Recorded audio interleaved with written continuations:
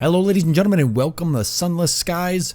For those of you joining me for the first time ever, my name is Sabouts, and for those of you returning to the channel for another series, I'd like to welcome you back. Now, Sunless Skies is a role-playing game set in sort of a dark universe. It's got a lot of really good storytelling. It's absolutely an amazing game, actually. From the little bit that I've played it, I've really enjoyed it. I don't have a whole lot of time in, but I probably put maybe 20 or 30 minutes into the game just trying out the controls and making sure I understand how everything works. And from the little bit that I played, I knew this was definitely a game I was very, very interested in playing on the channel, and just playing for myself in general. Now, this is going to be sort of a blind playthrough, and in regards to the fact that I have played the game a little bit, about 20 to 30 minutes worth, just so I can get a feel for the controls. But aside from that, I haven't done hardly anything. This game really has a lot of storytelling elements. There's a lot of deep immersion to the game, a lot of surprises and unique twists and plots, and I didn't want any of that to be spoiled for the playthrough, so I didn't want to play any further past what it took for me to get the controls down. And I knew I wanted to cover it as fresh as I could. So we're going to jump into a new game here. Now, when you're just starting a new game, you get two different choices here. The Legacy campaign says if you die, you can only continue with a new captain. If you do the Merciful campaign, if you die, you can reload or continue with a new captain. Now, the Legacy is sort of the way that the game intends you to play, so we're going to do the Legacy campaign. As for the difficulty, we're going to keep it for what the developers intended, which is no aiming assistance. Enemy projectile speed, we'll keep it to standard. You can either slow them down or keep them standard. So we'll stay standard. And supply consumption, we will keep that as standard. And let's jump in. So yeah, this will be really, really interesting, and I think it'll be really, really enjoyable just because of all of the very, very unique things that are actually here in the game. So there's a lot of it's almost like a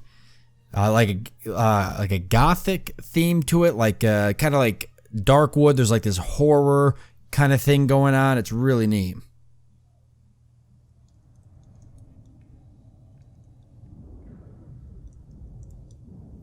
Log of Her Majesty's locomotive, the Orphean, March 14th, 1905. Our expedition to the domains of the dead has been eventful.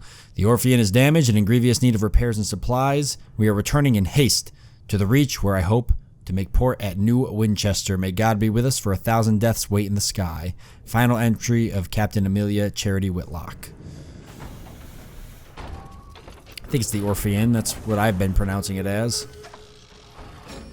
I could be horribly wrong about that.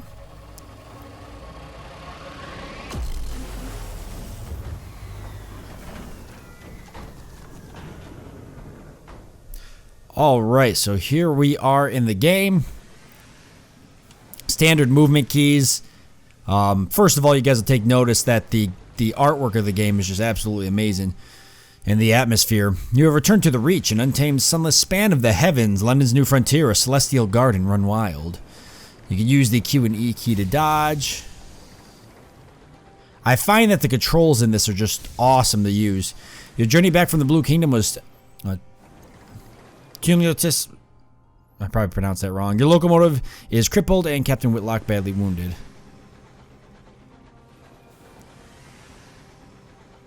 As first officer of the crew, look to you. The nearest station is New Winchester. Can you get the Orphean there safely? We're going to find out. There's a lot of different elements to the game regarding like decisions you can make and everything, so that's definitely a large portion of it, and we'll see that in place here in a bit. We're going to go ahead and scavenge these resources. Much to the release of your stokers, you find a barrel of fuel among the detritus, so that's good. A wreck drifts here, less fortunate even than you. We should scavenge her for repairs, or crewman suggests. Let's do it. The wreck hangs in the sky, pocked with recent gunfire. You and the boarding party don your sky suits, garments of waxed canvas lined with felt to protect against the cold of the sky. Two of the crew are whispering as they dress. What business did Captain Whitlock have in the Blue Kingdom anyway? Why the devil did we trespass on the districts of the dead? You silence him. Now's not the time. Leap across to the wreck. The gap between the two engines isn't wide, but the endless fathoms of heaven gape beneath it. Leading the way, you jump, your stomach lurches with vertigo as the stars blaze above you and below. The air of the heavens is thin and torn by unpredictable winds. Then your boots hit the running board of the Ozymandias, and your leather-gloved hands fumble for a hold. One of your companions throws you a line, and you lash the two engines together. Only then do the rest of the boarding party follow you. One of them forces open an exterior hatch, and you clamber inside. Her interior is cold, unlit, and whistles with wind. Your party's lamps spread buttery light over the narrow paneled passages. You make your way towards the hold, stepping over bodies crumpled in the corridor. Unfortunately, your way is blocked. A bulkhead has been mangled inward by a well-aimed barrage. So I find this to be particularly cool because all of these storytelling elements are just really neat. Clear the obstruction away. You locate a length of pipe to use as a pry bar and set to work. Lead your party on a more precarious path. Go back into the Ozymandias Hall, climb past the blockage and enter through a window on the far side, and do so carefully. So it's kind of cool because you get different choices you can make throughout the game. Choices have different effects, and based on your skills and traits, those choices might have a higher chance of success, but sometimes the choices you make too don't always lead to the best results. So there's a lot of really just trying to constantly guess what the right decision is going to be for you and your crew. So we'll go ahead and we'll lead our party on a more precarious path. And we got a success there. The rest of the boarding party follow you without enthusiasm. You recall the first time you climbed outside an engine, helping the captain fix a leak in an exterior pipe. The wind had shrieked, buffeting at you. You asked the captain what would happen if you slipped. You fall, she answered tersely. But where to, you asked. She looked down, then up, then back. The sky's depths spiraled all about you. Away, she said, and you heard her fear. Back in the present, you tumbled back into the Ozymandias through the shattered window. Your party spilling after you, glad to be back inside. It's just creepy, right? Because there's like up and down, and everything's just all one thing. All right, so ruined of smashed cargo and spilled supplies. Hopefully somewhere amidst the detritus you can find parts to repair the Orphean and restock your stores, which is what we're looking for. So as you can search these hulls and such, and it gets you lots of supplies, or can repair your hull and things like that. So that actually repaired our hull. And you find enough food and gear to restock your supplies and enough spare parts to make necessary repairs. The food will need to be thoroughly thawed, of course, but you've eaten worse in the skies. Oh no, cries one of your party, prying the lid off a long crate. It holds a cannon still nestled in straw. Another crewman pulls a battered birdcage from a pile of ruined cargo. Within the cage, something winged and furred opens a sullen eye. You examine your finds. The Ozymandias emits a long, juddering creak. Your boarding party exchange nervous glances. From the chaos of its hold, you have retrieved repairs and supplies and discovered some useful equipment. A gun that could be mounted on your locomotive and an educated bat. So we're going to take the gun for sure. I think this actually, you unlock this by having, yeah, so we're going to actually unlock this gun here. So Fire and Fury, that actually gives us a gun now. And then we've actually got this bat. The heavens are wide, so locomotives use scouts, like bats, to locate things of interest, ports, resources, wrecks like this one to scavenge. So you actually get this bat that you can use to scout stuff out, and we'll see how that goes later on. Eyes in the sky, the bat treats its rescue as an inconvenience and immediately begins to haggle over pay. You offer to put it back in its damn cage and leave it on Ozymandias, at which point it becomes more polite.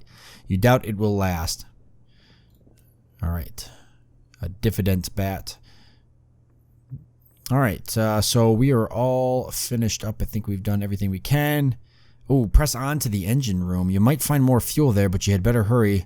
It's beginning to tear apart. You will abandon anything you have not yet claimed from the hold. I am going to press onto the engine room. Screeches as its metal buckles and tears. You press on through the shuddering corridor, searching frantically for the engine room. Send a smaller party ahead to retrieve fuel. It's foolish for all of you to go. Send your quickest and lightest to retrieve the fuel. The rest of you return to the Orphean. I did not get these decisions last time I played. Or maybe I didn't notice them. So your hearts give you a 49% chance of success. Go yourself and conduct a hasty search. Send the rest of the boarding party back. Go on alone. Mirrors the skill of investigative and deducting. A 49% chance of each of these. It is too dangerous to stay. I don't know if 49% chance is worth the gamble. We could probably lose some crew or something. Let's sacrifice some crew members though. Hey, Thank God. You select two sprightly members of your party, and they dart on into the Asmodeus. The rest of you return to the Orpheum to wait. You chose wisely. The two explorers return shortly thereafter, carrying several stacks of glistening black coal.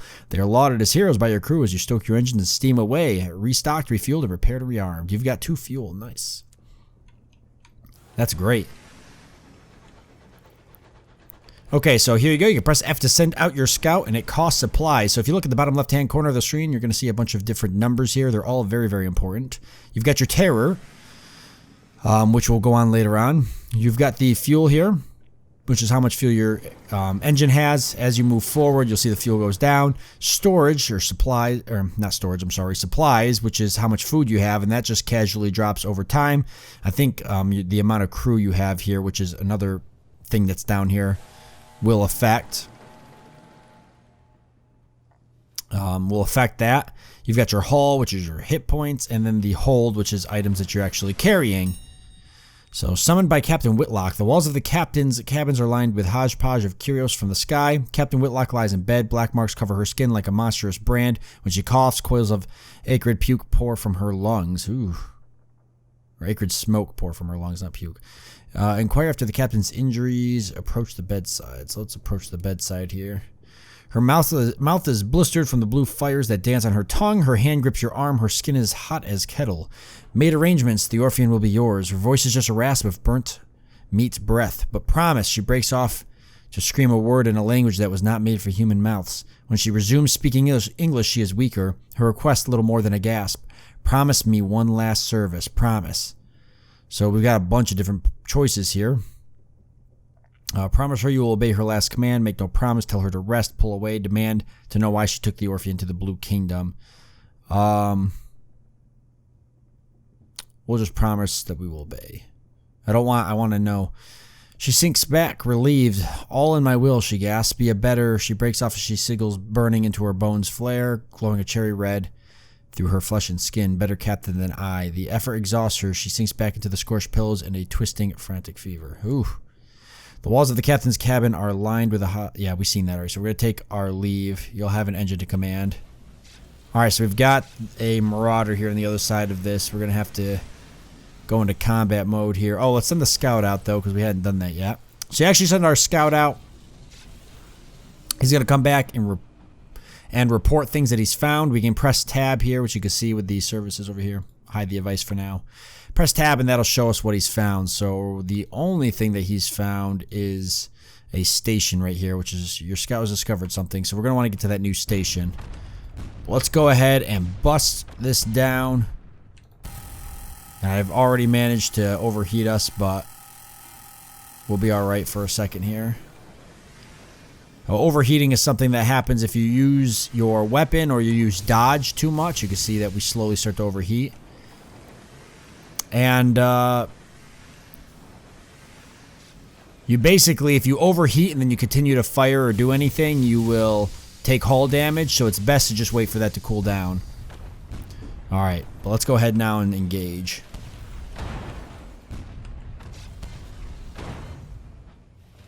Alright, he's going to probably shoot at us any second now. Which we're going to dodge. Ooh. We're trying to hit him. And we got him. Alright, you can do movement, by the way, without worrying about overheating. We didn't take any damage, which is great. And we'll go ahead and loot what he had here. You approach the buckled wreckage, poise to plunder the plunderers. Behind you, someone is humming a song of victory. So raid the remains, strip it for repairs. We actually are good on haul, so we'll go ahead and raid the remains. So your boarding party returns with wallets and watches, cufflinks, lockets, and keepsakes. You store them in a safe to be pawned if you make it back to port. So we've got 35 sovereigns, which is the currency in the game. Let's head off. All right, so now we're trying to get to the port here. Are you kidding me? But first... Oh my god, that was close. You gotta kind of predict your enemy's movements a little bit. Uh-oh. We're all right.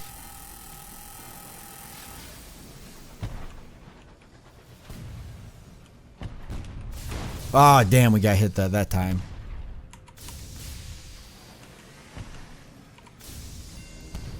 Nice. Ooh, we got him again, but they got us too. That's alright, though. The haul's not too bad. Alright, let's, we can strip it for repairs.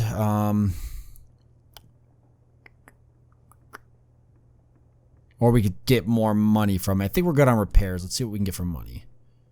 40 sovereigns. New total is 75. Alright. The last time I did this, I did not have to fight two of those guys, but that's alright. It's all, everything's kind of, you know, random and stuff. It's never going to be the same every time you play.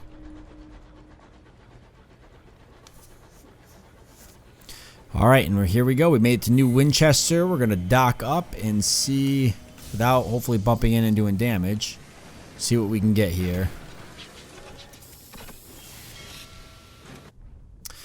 You coast into the bustle, the din, the soot, and the steam of Wolvesey Station. It is clogged with other engines, scrappy mining locomotives from Lustrum Way, weathered explorers gleaming with frost, sleek company vessels with bright brass fittings. No sooner have you pulled into the sidings than a brusque station master bustles over to you. He requests to come aboard. I must speak with your captain, he insists, brandishing a ledger. The usual formalities. Alright. So, look to the Orphean's doctor. He has just appeared at your shoulder. His face is solemn. His hat is in his hands. He lowers his eyes. So I'm going to say that we lost the captain there. The crew exchange bleak, wordless looks. The Orphean itself feels suddenly more empty. The station master looks confused. You inform him that unfortunately, Captain Whitlock has just passed. Ah, he says neutrally. Sorry to hear that. Very sad, very sad. He waits for what he considers an appropriate minute and a half before continuing. Alas, even amidst tragedy, the cogs of bureaucracy must turn. If Captain Whitlock is deceased, the station authority requires their answers from the first officer. He dons a set of spectacles and locates his pen. It would be relatively painless. Name, background, purpose of visit, etc. Shall we begin? Yep, so this is where we get to set up our character. And this is pretty cool. I actually really like this portion of the game because you get your whole backstory and all sorts of stuff, and it kind of sets up how the rest of the game's going to go. So today, London lies between the stars. Her new empire unfolds across the heavens. But 10 years ago, before the Northern Gate was opened, before the renewed Empress led her people into the skies, it lay in a vast cavern far beneath the earth. Deep, dark, marvelous. Who were you then? Now, this is actually a passing glance to the game Sunless Skies, made by the same developer. I have not played the game, but I've been told about it. And it looks really cool, and it's another game I'd love to play. But let's go ahead and see here. What do we want to be? So we got a street urchin, a soldier, a poet, an academic. Depending on what you pick is going to decide kind of what kind of skills paths you get and where you're going to start off, right? So you will begin with high iron, a skill of confronting and overcoming. You will begin with high hearts, a skill of convincing and enduring. Begin with high mirrors, a skill of investigating and deducing. So I think I'm going to go with a ministry auditor. For a time you served at the Ministry of Public Decency, which has become Her Majesty's preferred instrument. A ministry auditor. So I think I'm going to go with that. All right. You are an auditor. The ministry is responsible for the promotion and preservation of British culture. It is a sprawling, many-branched institution. The Information Office, the Department of Sensibility, the Department of Corrections. All right. They're tasked with determining what constitutes Britishness and identify threats to it. Increase your hearts. The office ingests raw information before it can reach vulnerable citizens and regurgitates it in terms it should find less distressing. The Information Office, so propaganda. Increase your veils, a skill of deceiving and evading, and affiliates you with establishment. So all this affiliates you with establishment. If we want to do establishment, maybe I don't want to do that though. I think I'm going to go with an academic actually. So perhaps you were educated at one of the esteemed colleges of Benthic or Somerset. Perhaps you taught yourself through trial and error and grit. I'm kind of checking out some of these here anyways. So we've got the practical sciences, engineering, chemistry, anatomy, everything you need to break something apart and put it back together again. Increase your iron, the skill of confronting and overcoming, and affiliates you with academic. So maybe we'll go with the languages of the heavens. I think we're going to go with the languages of the heavens. All right, so choose an ambition. What does winning mean to you? So there's 3 different victory routes you can go with. You've got wealth. You want a comfortable retirement, and by comfortable you mean extravagant. Many have made their fortunes out among the stars, many more have failed, broken, and lost in the drifting night. Will you be different? To win, you gotta gather a substantial retirement fund, acquire lodgings at a hub port, and retire. If you go for fame, you will be immortalized, your exploits in the Song of the Sky. For centuries, people have launched themselves into the unknown in the hope of making a name for themselves. You are sure you'll succeed. After all, you never heard of anyone who didn't, which is kind of funny when you think about it.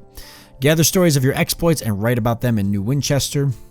And then you've got the truth. Even the stars have secrets, but they don't keep them from you. A message from an old friend begins an unwise quest to learn a secret that the stars hide. What drives you? Curiosity, justice, insolence, whatever it is, it will be tested. Be warned, this is demanding ambition best played by a lineage that has already completed wealth or fame. So we're actually going to go ahead with fame. We aren't going to start with the truth, even though it's probably, I would say, the more main campaign kind of thing. It makes sense to kind of do wealth or fame before that, so we'll go with fame. So here we get to actually pick our character and what they look like. I'm probably going to want to go ahead and do this. I actually like the officer cap because that looks a little bit like me now.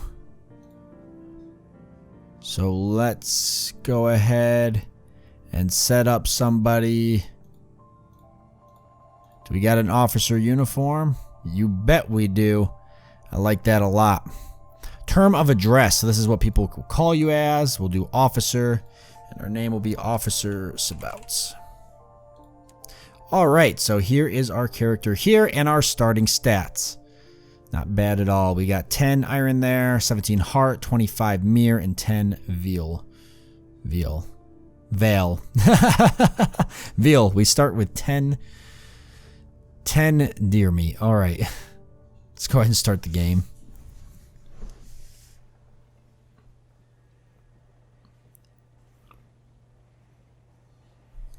The reading of the will. 3 weeks have passed. This morning, Captain Whitlock received a simple memorial service. Her body was assigned to a necropolis train bound for the Serene Mausoleum. Now you sit with a handful of her relatives in the threadbare office of her solicitor's methodical notary is reading the will. The captain was wealthy once, but squandered her capital on mysterious expenses before her expedition to the Blue Kingdom. So we can listen to the end here. True to her word, in a final... I have a feeling I'm going to butcher most of these words, so you guys are just going to have to brace with me here. I clearly don't have a very large vocabulary. The notary announces, Captain Whitlock confirmed that the possession of the Orphean was to pass to its first officer. He peers at you with dry gray eyes.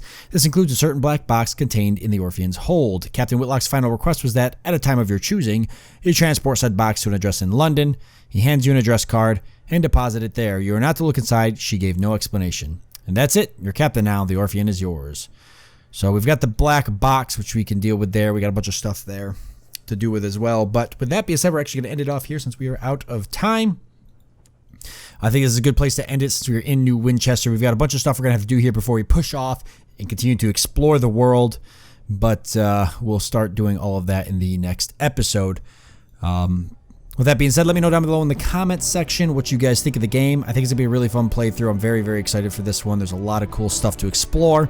Also, if this is your first time at my channel, consider subscribing. It'll keep you up to date with the new videos of this series that I do, as well as new videos for series that I do after this one. So it's always good to do that as well. But I'd like to thank you all for joining me. I hope that you've enjoyed it. I look forward to seeing you next time.